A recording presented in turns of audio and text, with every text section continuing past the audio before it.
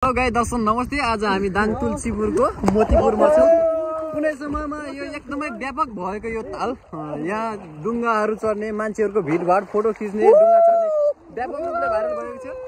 आजभोलि यो ताल यति धेरै सुनसान छ कि तपाईँहरू सोच्न पनि सक्नुहुन्न। यो चाहिँ भरतपुर ताल भन्दा पनि राम्रो ताल हो। यहाँ डुङ्गा चलेको भए सायद पर्यटकीय क्षेत्र पनि बन्थ्यो। के कारणवश यहाँको डुङ्गाहरू रोकियो त्यो त थाहा भएन। पुल नजिकै हामी यसो स्विमिङ खेल्दै साथीहरूसँग रमाउँदैछौँ। फाइनली आज हामीले चाहिँ केटाहरूसँग रमाउने हो। जाम न, यहाँ कहाँसम्म पुगिन्छ? जाम जाम जाम ल केटाहरू, रेडी? आयो आयो, सकिन्न पानी हुने झ्याम्प्या काटेर त के छु म। आज म ढल्यो भने मेरो आइफोन खोलाको छेउछाउमा भेटिन्न होला सायद। कुनै समयमा यति चर्चित थियो यो नदी।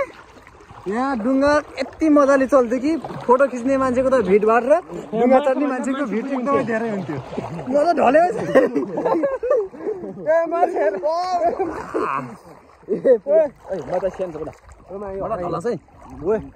कति गहिरो छ यार,